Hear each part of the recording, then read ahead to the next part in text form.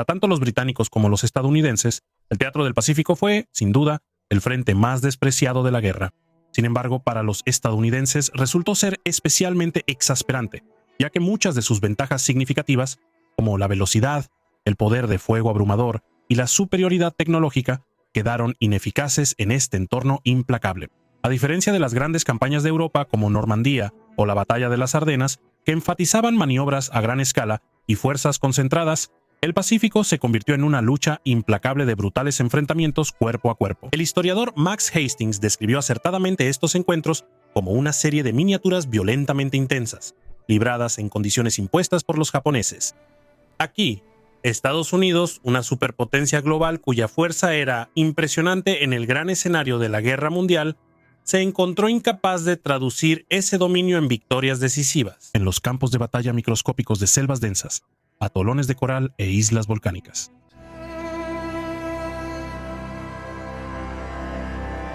Cobraron un alto precio a las tropas.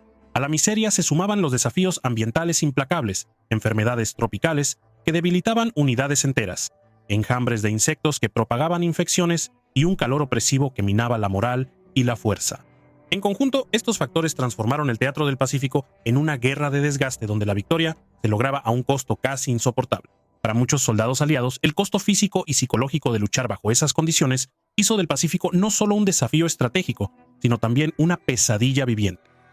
Para los alemanes y los soviéticos por igual, el Frente Oriental fue el teatro más salvaje e implacable de la guerra, marcado por una brutalidad y sufrimiento sin precedente.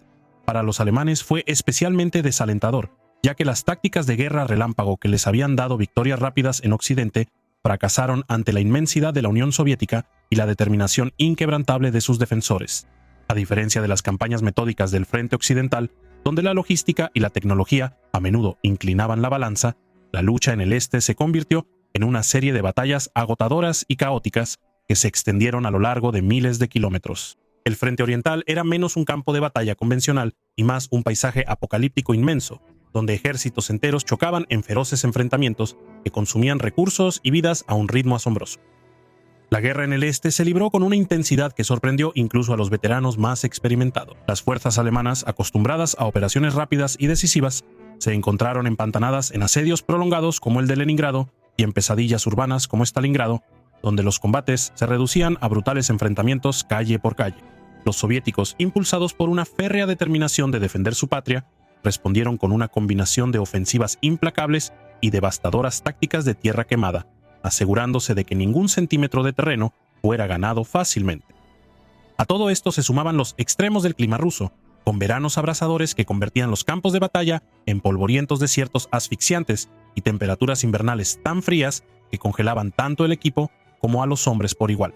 La magnitud del conflicto, sumada al odio ideológico y al desprecio por la vida humana en ambos bandos, hizo que el Frente Oriental se convirtiera en un escenario de sufrimiento humano sin precedentes, donde sobrevivir a menudo parecía la única victoria. Las últimas órdenes llegaron esta mañana. Nos dijeron, mantengan el pueblo de Nemerev hasta que reciban nuevas órdenes. Es un pequeño grupo de casas de madera perdidas en medio del frío, rodeadas de vastos y vacíos campos. Cuando llegamos, la escena que nos recibió nos heló más que el viento invernal jamás podría hacerlo. Por todo el pueblo había cuerpos esparcidos, civiles, la mayoría de ellos. Algunos yacían desplomados en la nieve, sus rostros sin vida congelados en expresiones de terror. Otros habían sido apilados apresuradamente en un granero que había sido parcialmente incendiado. El hedor persistía a pesar del frío. No sabemos quién hizo esto. ¿Fueron partisanos o quizá otra unidad alemana? Ninguno de nosotros se atrevió a preguntar en voz alta. Preguntas como esa podían llevar a respuestas peligrosas. Los hombres están callados esta noche, sus quejas habituales silenciadas por lo que vimos hoy. Incluso Franz, que nunca se calla, está sentado junto al fuego mirando las llamas, con la mandíbula apretada y las manos temblando levemente. Todos estamos pensando lo mismo, pero ninguno de nosotros se atreve a decirlo en voz alta. ¿Podríamos haber sido nosotros los que recibieran la orden de hacer esto en otro momento o lugar? ¿Lo habríamos hecho? Me gustaría creer que no lo haríamos, pero ya no estoy tan seguro. La guerra nos ha cambiado a todos de maneras que apenas entendemos. Hemos fortificado la aldea lo mejor que hemos podido. Sabemos que los soviéticos vienen, sus tanques retumban cada vez más cerca. El suelo tiembla levemente con cada explosión lejana. Intenté escribirle una carta a mi madre, pero las palabras no salen. ¿Qué puedo decir siquiera? Que estoy vivo, pero apenas. Que estoy aterrorizado todo el tiempo que estoy despierto. Que he visto cosas que ni siquiera puedo empezar a explicarme a mí mismo. La Guerra del Pacífico se caracterizó por una intensidad de odio hacia los japoneses que superó por mucho la animosidad sentida hacia los alemanes. Este desprecio visceral surgió en gran parte del trato atroz que el ejército japonés daba a los prisioneros de guerra, reflejo de su adhesión al código Bushido, un código samurái de siglos de antigüedad que dictaba que un guerrero nunca debía permitirse ser capturado. Rendirse era abrazar la vergüenza. El verdadero honor, según lo prescrito por el Bushido, se encontraba en la muerte, ya fuera en combate o por suicidio. Esta antigua ideología, que disfrazaba la brutalidad bajo la apariencia de la caballerosidad, se convirtió en la piedra angular de la mentalidad militar japonesa durante la Segunda Guerra Mundial. Esta filosofía fue explícitamente codificada en el Código de Servicio de Campaña japonés de 1941 que declaraba: no deberás sufrir la vergüenza de ser capturado con vida, no deberás dejar un nombre mancillado. Para reforzar esta doctrina, el primer ministro Hideki Togo emitió instrucciones tajantes a sus soldados. No vivas con la vergüenza de ser prisionero. Muere para asegurarte de no dejar ignominia tras de ti. Este credo fanático no solo justificaba el trato severo del ejército japonés hacia sus propias tropas que no cumplían con estas expectativas, sino que también alimentaba su absoluto desprecio por los prisioneros enemigos. Los soldados aliados capturados por las fuerzas japonesas enfrentaron una crueldad inimaginable, ya que sus captores veían la rendición no solo como una debilidad, sino como una profunda falla moral. Esta profunda división cultural hizo de la Guerra del Pacífico un conflicto singularmente salvaje, impulsado no solo por el enfrentamiento entre naciones, sino también por un odio ideológico implacable que le quitó cualquier apariencia de misericordia. Por la misma lógica retorcida, los soldados aliados que se habían rendido y habían sido tomados prisioneros eran considerados indignos de ser tratados como hombres. A diferencia de los alemanes, quienes, por razones de practicidad e interés propio, en su mayoría respetaron la Convención de Ginebra en su trato a los prisioneros de guerra estadounidenses y británicos, los japoneses operaban bajo un marco completamente diferente. Japón nunca firmó formalmente la Convención de Ginebra y solo se comprometió de manera vaga a respetar sus reglas, agregando la ominosa advertencia de que lo harían solo cuando las disposiciones no entraran en conflicto con la cultura japonesa. En la práctica, esta supuesta incompatibilidad resultó catastrófica, ya que los japoneses ignoraron descaradamente las protecciones de la Convención. Este desprecio cultural e institucional por los prisioneros se reflejó en las asombrosas tasas de mortalidad entre los prisioneros de guerra aliados bajo la custodia japonesa. Un asombroso 27% de los capturados por Japón murió en cautiverio, en comparación con solo el 4% de los prisioneros aliados occidentales retenidos por Alemania.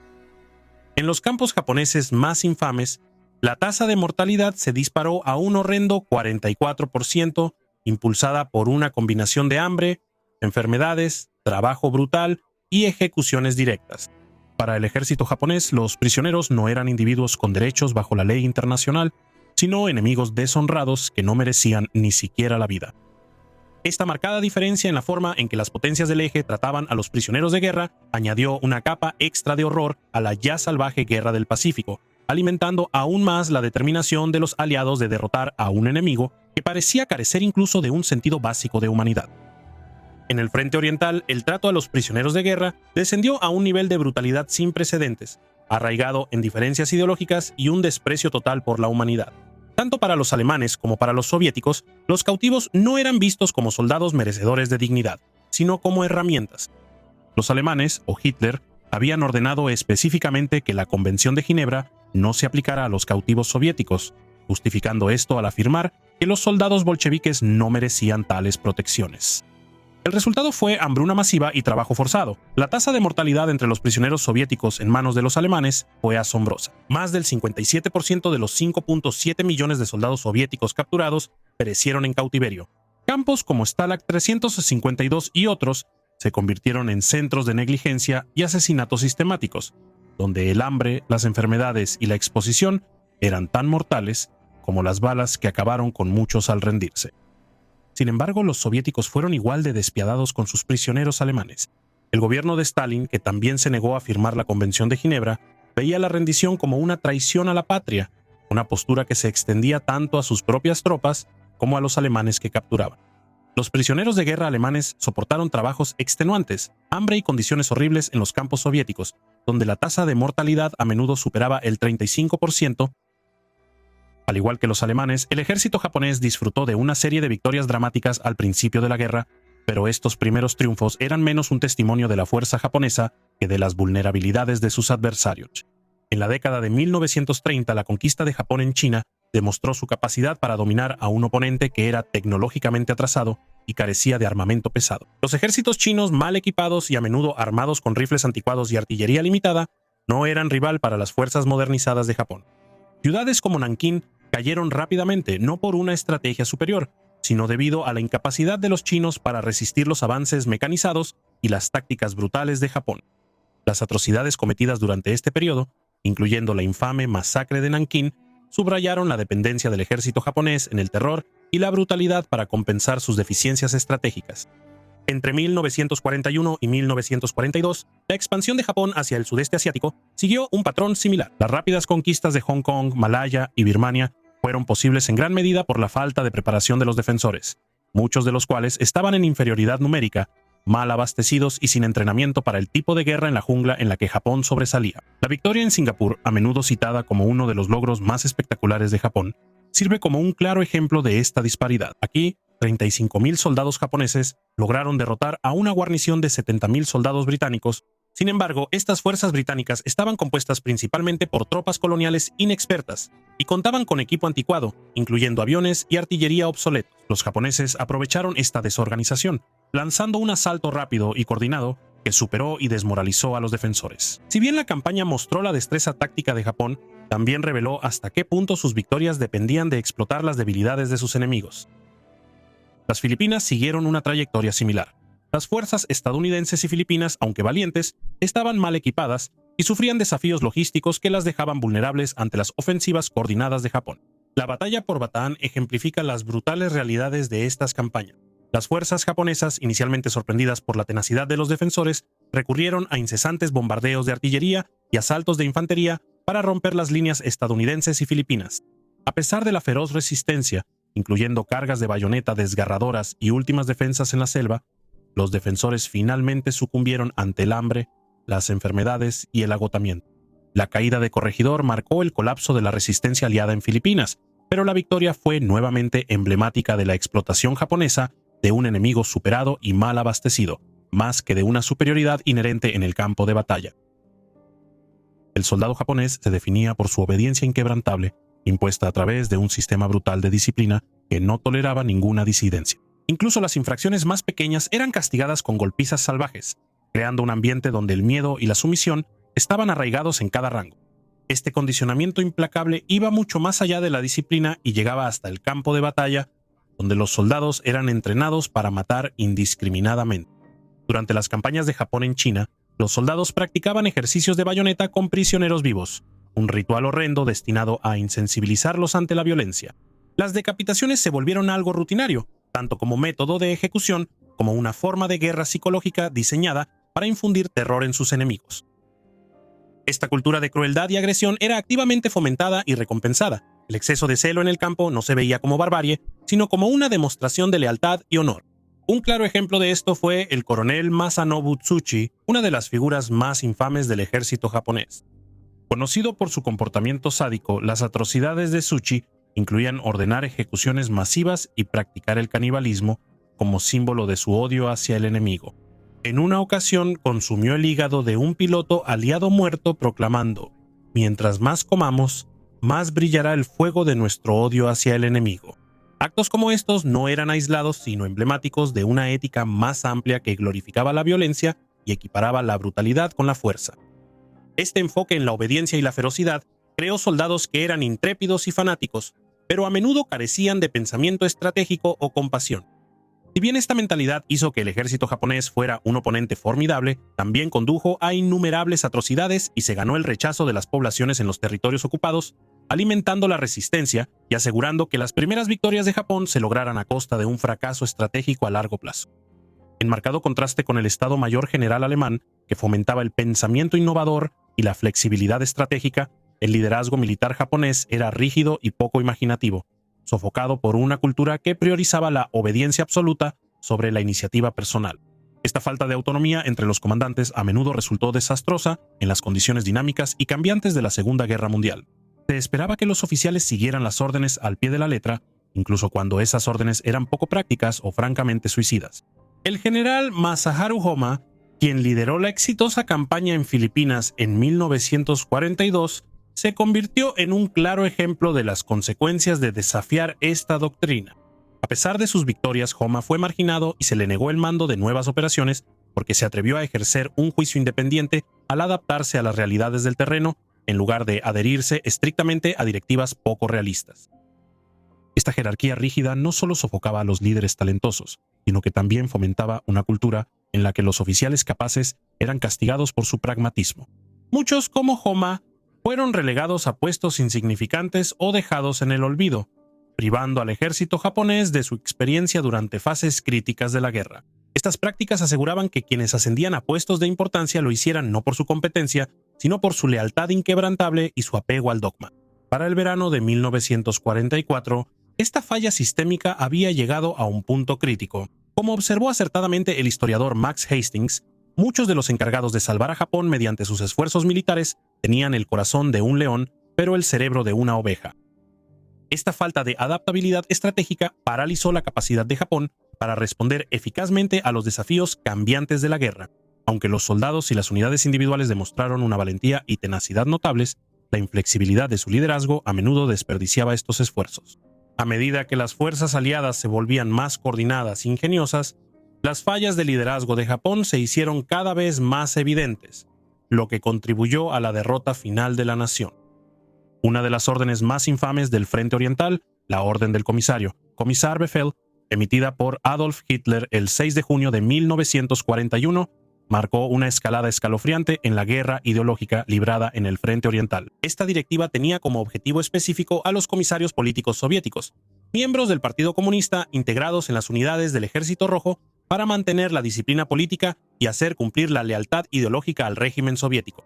Su presencia simbolizaba la esencia misma del bolchevismo, una doctrina que Hitler despreciaba y buscaba erradicar.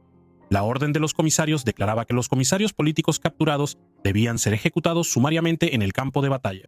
A los comisarios se les despojaba de todos sus derechos. La justificación para esta barbarie era que estos individuos eran considerados la columna vertebral ideológica de la resistencia soviética y enemigos irredimibles del Reich. Este acto marcó la pauta de una violencia desenfrenada para toda la campaña. Desde el principio mismo de la Operación Barbarroja, la Orden de los Comisarios se implementó con una eficiencia despiadada. Los informes de campo de las unidades de la Wehrmacht y las SS documentan los fusilamientos masivos de comisarios, a menudo llevados a cabo inmediatamente después de su captura. Estas ejecuciones se realizaban a la vista de otros prisioneros soviéticos, tanto como una demostración de la determinación alemana como un intento de desmoralizar al Ejército Rojo. Sin embargo, el alcance de la violencia a menudo iba mucho más allá de la ejecución de comisarios. La Orden de los Comisarios normalizó efectivamente la brutalidad extrema dentro de las filas del ejército alemán, ya que al considerar al bolchevismo como una amenaza existencial para la civilización europea, se sintieron envalentonados para cometer atrocidades contra los combatientes soviéticos. La Orden de los Comisarios formaba parte de un marco ideológico más amplio que distinguía el Frente Oriental de todos los demás teatros de guerra. En el Frente Occidental y en el norte de África, el combate, aunque brutal, estaba en gran medida regido por las leyes tradicionales de la guerra. Se tomaban prisioneros y las poblaciones civiles no eran atacadas sistemáticamente en la misma medida. En el este, sin embargo, la guerra se libró como una cruzada racial e ideológica, y la Orden de los Comisarios ejemplificaba el carácter al margen de la ley de este conflicto. La directiva también era una clara indicación de que la guerra de Hitler contra la Unión Soviética no era simplemente una conquista territorial, sino una campaña para aniquilar el bolchevismo y a sus supuestos partidarios. Este odio ideológico creó un ciclo de violencia en aumento. Los soldados alemanes, envalentonados por la ausencia de rendición de cuentas, cometieron atrocidades, mientras que las fuerzas soviéticas respondieron con medidas igualmente brutales. La Orden de los Comisarios no quedó sin oposición dentro del ejército alemán. Algunos oficiales de alto rango expresaron preocupaciones sobre su legalidad y su potencial para provocar represalias severas por parte de los soviéticos. El general Franz Halder, jefe del Estado Mayor del Ejército, y el mariscal de campo Fedor von Bock, entre otros, expresaron su oposición a la directiva. Argumentaron que esto socavaría la disciplina y mancharía la reputación de la Wehrmacht. A pesar de sus objeciones, la orden permaneció en vigor y sus efectos fueron devastadores. Con el tiempo, a medida que la guerra empezó a volverse contra Alemania, la orden de los comisarios fue oficialmente rescindida en marzo de 1942, principalmente por razones pragmáticas. Para ese momento, los soviéticos ya habían comenzado a tomar represalias brutales contra los soldados alemanes capturados, a menudo sin darles cuartel, citando el propio desprecio de los alemanes por las leyes de la guerra. Un coronel estadounidense, al evaluar la efectividad en combate del ejército japonés, destacó una marcada dicotomía en sus capacidades. Señaló que rara vez hay coordinación entre las unidades y que el oficial japonés generalmente no tiene idea de los métodos modernos de combate a gran escala. Sin embargo, también reconoció que las tácticas de pequeñas unidades japonesas son de lo mejor, demostrando su notable destreza en enfrentamientos descentralizados y a corta distancia. Esta dualidad definía el enfoque japonés hacia la guerra, careciendo de la cohesión y sofisticación estratégica de los ejércitos modernos, pero sobresaliendo en la tenacidad y habilidad de sus soldados individuales y pequeñas unidades. Este desequilibrio en sus métodos de combate a menudo dictaba los resultados de los enfrentamientos. Cuando las fuerzas japonesas atacaban de frente o lanzaban contraataques, su falta de coordinación y tácticas anticuadas frecuentemente resultaban en pérdidas devastadoras. Sin embargo, cuando adoptaban posiciones defensivas, se convertían en un adversario temible, aprovechando su ingenio y determinación para convertir el terreno en un aliado. Los japoneses sobresalían en la construcción de búnkeres extensos y bien camuflados, así como sistemas de túneles, lo que los hacía extraordinariamente difíciles de desalojar. En una anécdota sorprendente, un oficial británico se encontró sin darse cuenta parado directamente sobre un búnker japonés oculto, dándose cuenta del peligro solo cuando una ametralladora abrió fuego desde debajo de él. Esta capacidad de atrincherarse y luchar desde posiciones subterráneas llevó al general William Slim, comandante de las fuerzas británicas en Birmania, a describir célebremente al soldado japonés como el insecto de combate más formidable de la historia. Otro oficial británico añadió a esta caracterización, llamando a los soldados de primera clase en un ejército de tercera clase. Estos comentarios reflejaban tanto el respeto por el valor y la habilidad individual de los soldados japoneses como el reconocimiento de las ineficiencias y limitaciones más amplias de las Fuerzas Armadas japonesas en su conjunto. Fue esta combinación de excelencia individual y deficiencias organizacionales lo que definió su papel en la guerra, capaces de una resistencia extraordinaria, pero finalmente superados ante las operaciones aliadas coordinadas y modernizadas. En este sentido, su código militar sirvió bien a los gobernantes de Japón, escribe el historiador Max Hastings. Las estrictas sanciones del Bushido contra el deshonor aseguraron que, incluso ante probabilidades abrumadoras y una derrota segura, los soldados japoneses continuarán resistiendo. Entre 1944 y 1945, a medida que la posición estratégica de Japón se desmoronaba, este código se convirtió en un arma psicológica poderosa. Evitó que innumerables soldados se rindieran, obligándolos en cambio a luchar hasta la muerte o a suicidarse para evitar ser capturados. Sin estos imperativos culturales profundamente arraigados, señala Hastings, una multitud de japoneses se habría rendido en lugar de morir para prolongar una resistencia inútil. Esta negativa a reconocer la lógica de la rendición hizo que las fuerzas japonesas fueran adversarios excepcionalmente tenaces. Esto convirtió cada enfrentamiento en una agotadora batalla de desgaste, obligando a las fuerzas aliadas a gastar enormes recursos para lograr la victoria. Incluso cuando la derrota era inevitable, esta devoción fanática por la resistencia prolongó la guerra e infligió grandes bajas a los aliados. En muchos sentidos, la disposición del ejército japonés a aceptar la muerte fue su arma más poderosa, asegurando que incluso cuando el imperio de Japón se desintegraba, sus soldados no caerían sin luchar. La disposición del soldado japonés a inmolarse, llevándose a menudo a sus enemigos consigo, contribuyó significativamente a la renuencia de los aliados a tomar prisioneros japoneses, excepto cuando la obtención de información era esencial. Esta renuencia tenía su origen en la peligrosa imprevisibilidad de las rendiciones japonesas. Un soldado que parecía rendirse podía de repente lanzarse a la acción, realizando un último y desesperado ataque cuando su captor bajaba la guardia. Incidentes como estos, donde la rendición se usaba como una artimaña para causar el mayor daño posible, hicieron que la práctica de tomar prisioneros japoneses fuera una apuesta peligrosa. Para las tropas aliadas en el terreno, a menudo se consideraba mucho más seguro simplemente matar al enemigo en lugar de arriesgarse a una emboscada o sabotaje. Para agosto de 1944, esta dinámica se reflejaba claramente en el número de prisioneros de guerra. Mientras que los prisioneros de guerra alemanes llegaban a los campos aliados por miles, solo había 1.990 japoneses bajo custodia estadounidense. Esta disparidad subrayaba la división cultural y táctica entre las potencias del eje. Los alemanes, aunque capaces de fanatismo, se rendían en cantidades mucho mayores a medida que la guerra cambiaba de rumbo. En contraste, el soldado japonés, impregnado del ethos del Bushido y el temor al deshonor, veía la rendición como un destino peor que la muerte. Esto no solo prolongó las batallas, sino que también obligó a los aliados a hacer un cálculo brutal. La supervivencia a menudo significaba no dar cuartel a un enemigo que se negaba a abandonar su voluntad de luchar, incluso en la derrota. Al abordar acusaciones posteriores de que las acciones de los aliados reflejaban la brutalidad de los japoneses, el historiador Max Hastings rechaza firmemente cualquier sugerencia de equivalencia moral. Él señala una distinción fundamental en la conducta de ambos bandos. Los soldados japoneses frecuentemente explotaban el acto de rendirse como una artimaña, atrayendo a sus captores a una falsa sensación de seguridad antes de lanzar un ataque final, muchas veces mortal. Este comportamiento contrastaba fuertemente con la comprensión occidental de la rendición, que operaba bajo un código implícito. Un prisionero renunciaba al derecho de seguir resistiendo a cambio de un trato humano. Es difícil ver por qué un soldado aliado debería haber arriesgado recibir una granada de un soldado japonés que, incluso cuando hacía gestos de rendición, rechazaba el código occidental según el cual un prisionero se comprometía a recibir un trato humano a cambio de renunciar a cualquier intención homicida adicional, escribe Hastings. El frecuente desprecio de los soldados japoneses por este contrato implícito obligó a los aliados a enfrentar una realidad sombría. Tratar la rendición con sospecha o incluso con hostilidad no era una falla moral, sino una necesidad para sobrevivir.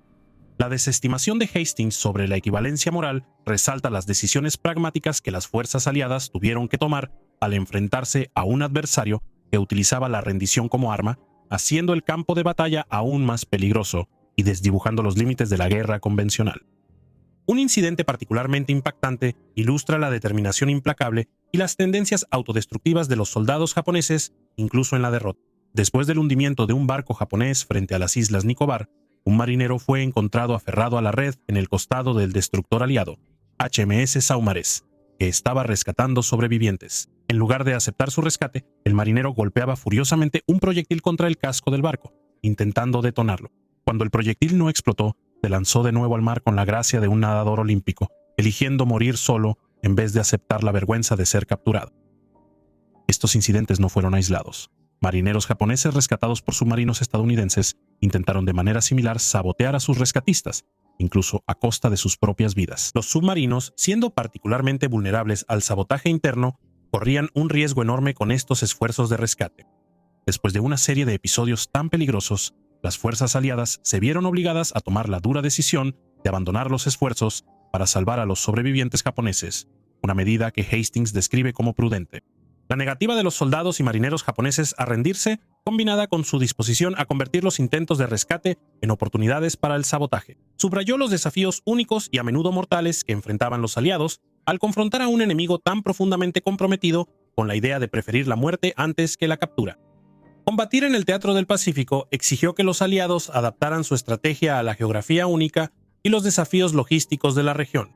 A diferencia de Europa, donde enfrentar de frente a los principales ejércitos enemigos era a menudo inevitable, la Guerra del Pacífico dio prioridad al uso de la marina y la fuerza aérea. Había poco interés en enfrentarse a las principales fuerzas terrestres de Japón, a menos que fuera absolutamente necesario.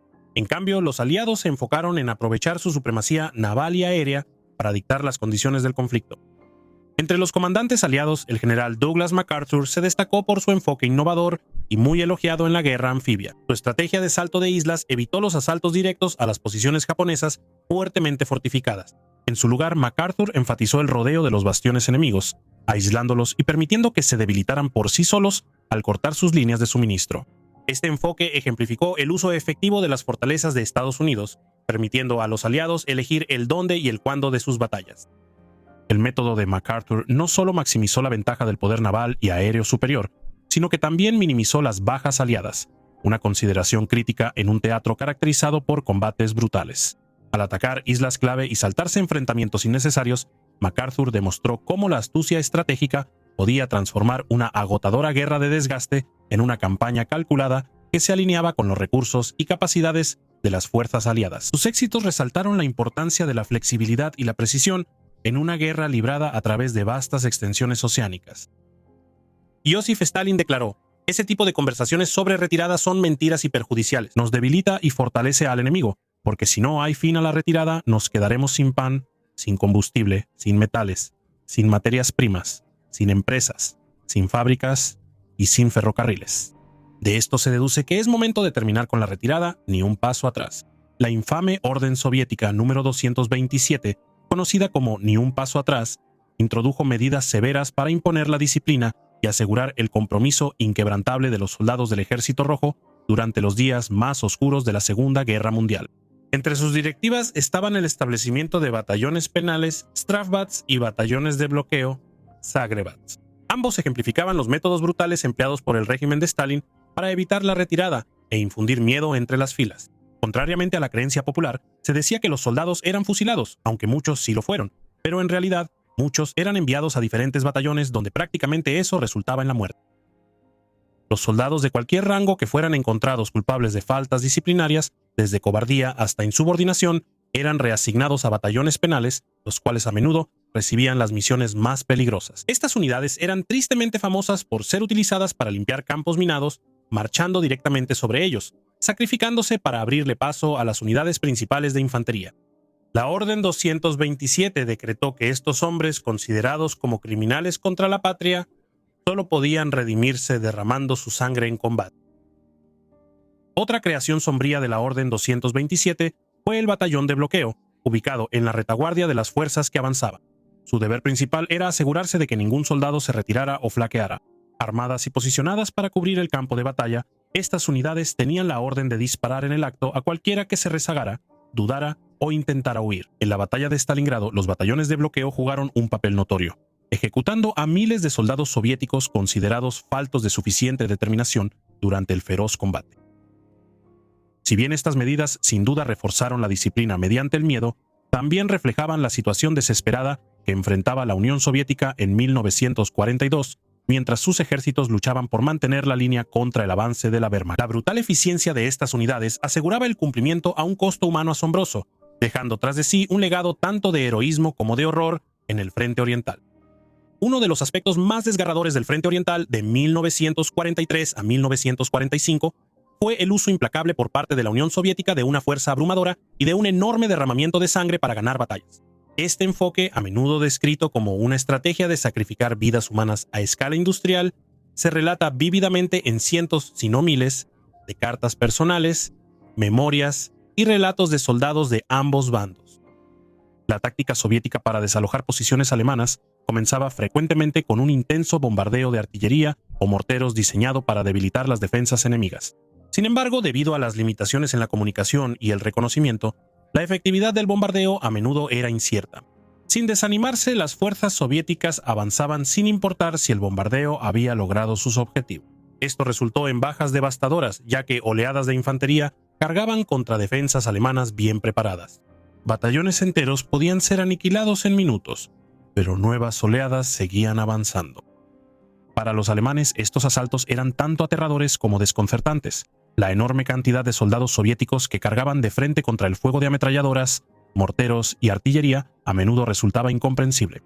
Las tropas alemanas se veían frecuentemente obligadas a mantener sus posiciones hasta gastar sus últimas balas, abrumadas por las interminables tácticas de oleadas humanas. Estos ataques encarnaban el cálculo estratégico soviético. Contra un enemigo decidido pero numéricamente inferior, el desgaste era un costo aceptable para la victoria. Esta brutal metodología se convirtió en una característica definitoria del frente oriental, donde el mando soviético demostró estar dispuesto a absorber pérdidas asombrosas para lograr sus objetivos. Tales tácticas reflejaban no solo la determinación inquebrantable del Ejército Rojo, sino también la desesperación y la crueldad nacidas de su lucha por la supervivencia. Contra la Wehrmacht, si bien fue eficaz para desgastar a las fuerzas alemanas, este enfoque tuvo un costo humano aterrador, dejando una marca imborrable en los soldados que presenciaron y soportaron sus consecuencias. Los pueblos de toda la Unión Soviética se convirtieron en campos de batalla brutales durante la Segunda Guerra Mundial. cuando dos de los ejércitos más despiadados de la historia, la Wehrmacht y el Ejército Rojo, se enfrentaron con consecuencias devastadoras para la población civil. Para quienes quedaron atrapados en el fuego cruzado, la supervivencia se convirtió en una lucha implacable, día tras día, contra el hambre, la violencia y la explotación. Para muchos, el simple acto de encontrar comida se volvió una tarea casi imposible.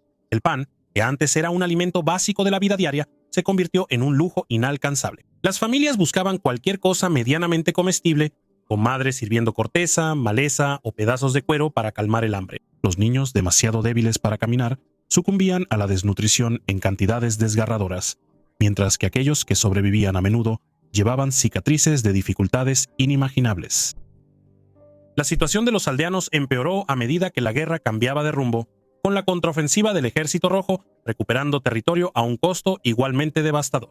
Las aldeas ya debilitadas por el hambre enfrentaron reclutamientos forzados, asesinatos en represalia o acusaciones de colaboración. Para muchos, sobrevivir no solo significaba encontrar comida, sino también evitar la violencia y brutalidad que acompañaban cada nueva ola de ocupación. El Ejército Rojo, en su lucha desesperada por repeler a los invasores alemanes, no fue menos despiadado en sus exigencias hacia los civiles soviéticos. Las aldeas ya devastadas por la guerra y los saqueos quedaron aún más desoladas cuando el reclutamiento se llevó a casi todos los hombres físicamente aptos. Quedaron atrás las mujeres, los niños y los ancianos, quienes tuvieron que cargar con todo el peso de la supervivencia mientras enfrentaban las inquebrantables exigencias del Estado soviético. Incluso mientras estas familias luchaban por alimentarse, el gobierno soviético impuso cuotas de grano a sus comunidades, dando prioridad al esfuerzo bélico sobre las necesidades civiles. Estas cuotas a menudo eran imposibles de cumplir, especialmente para las aldeas que habían sido despojadas por la Wehrmacht o devastadas por las políticas de tierra quemada durante las retiradas. Sin embargo, el no entregar el grano requerido traía consecuencias severas, que iban desde arrestos hasta ejecuciones o la deportación al Gulag. Para muchos, la elección era entre morir de hambre o arriesgarlo todo para cumplir con las exigencias del Estado. Esta doble explotación, atrapados entre las requisiciones implacables del Ejército Rojo y la ocupación alemana, dejó a comunidades enteras en la miseria. Mujeres y niños trabajaban en los campos bajo condiciones insoportables, rebuscando cualquier medio para sobrevivir. Los ancianos, debilitados por el hambre y el trabajo, a menudo sucumbían al agotamiento o la desnutrición. Sin embargo, incluso ante tales dificultades, muchos civiles se mantenían desafiantes, aferrándose a la esperanza de que esta guerra terminara algún día. En las etapas finales del conflicto sigue siendo uno de los ejemplos más trágicos del poder de la propaganda y el impacto devastador de la guerra en la población civil. A medida que las fuerzas aliadas avanzaban por el Pacífico, muchos civiles japoneses, llenos de miedo y desconfianza, eligieron la muerte antes que la rendición debido a años de adoctrinamiento por parte de su gobierno. En las batallas por Saipán y Okinawa, donde las fuerzas estadounidenses lanzaron grandes invasiones en las etapas finales de la Guerra del Pacífico, la propaganda japonesa alcanzó algunos de sus niveles más insidiosos y trágicos. Los civiles en estas islas fueron bombardeados con aterradoras falsedades. Se les dijo que ser capturados por los estadounidenses conduciría a atrocidades indescriptibles. Se les hizo creer que los soldados estadounidenses no solo los torturarían, sino que incluso podrían comérselo. Una grotesca distorsión de la realidad diseñada para sembrar miedo y desalentar la rendición. Como en la mayoría de los países, estas mentiras estaban profundamente arraigadas en años de propaganda militarista que había retratado a los estadounidenses como bárbaros brutales e inhumanos, indignos de misericordia o confianza. Para los civiles criados en una sociedad donde el honor estaba entrelazado con la lealtad al emperador y donde la muerte a menudo se consideraba preferible a la vergüenza, esa desinformación tuvo consecuencias devastadoras. Esta manipulación cultural y psicológica fue particularmente catastrófica durante la batalla de Saipán. Familias enteras, presas del miedo a ser capturadas, cometieron suicidios masivos, saltando desde acantilados o ahogándose en el mar. Tragedias similares ocurrieron en Okinawa, donde los civiles, impulsados tanto por la propaganda como por órdenes militares, eligieron morir en lugar de rendirse. Muchos civiles mataron a sus hijos y luego a sí mismos, convencidos de que así estaban evitando a sus familias destinos peores que la muerte. Las fuerzas estadounidenses, horrorizadas por lo que presenciaron, hicieron intentos desesperados por detener los suicidios masivos. Transmitieron mensajes de tranquilidad por altavoces, prometiendo un trato humano a todos los civiles que se rindieran. Los soldados estadounidenses incluso arriesgaron sus vidas para acercarse a los grupos aterrados, suplicándoles que bajaran. A pesar de estos esfuerzos, Pocos civiles creyeron a los estadounidenses, ya que sus mentes habían sido envenenadas por años de propaganda que retrataba a las tropas aliadas como monstruos inhumanos. La tragedia de los acantilados de Saipán es parte del teatro del Pacífico. El devastador poder del miedo y el adoctrinamiento revela hasta dónde llegó el liderazgo japonés para preservar la ilusión del honor, incluso a costa de su propia gente. Para los estadounidenses fue un momento de profundo dolor, marcando un capítulo sombrío en la campaña del Pacífico y presagiando los desafíos que aún estaban por venir en las batallas por los otros territorios de Japón.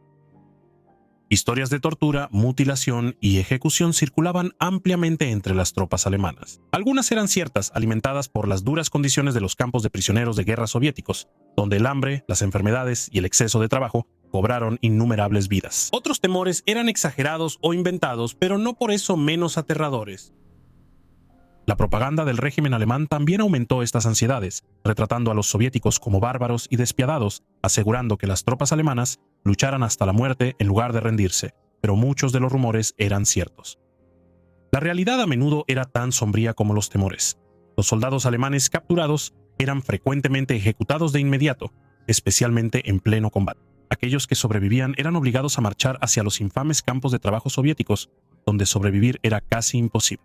Los relatos de estos horrores se difundieron como pólvora, aumentando el temor entre las tropas ante la mutilación de soldados alemanes y historias tan terribles que ni siquiera puedo contar aquí en YouTube. En la retaguardia, el miedo a los partisanos soviéticos estaba siempre presente. Estos combatientes irregulares libraban una guerra de guerrillas implacable contra los ocupantes alemanes, atacando las líneas de suministro, emboscando patrullas y asesinando a colaboradores. Los partisanos a menudo contaban con el apoyo de la población local, que había sufrido enormemente bajo la ocupación alemana y buscaba venganza.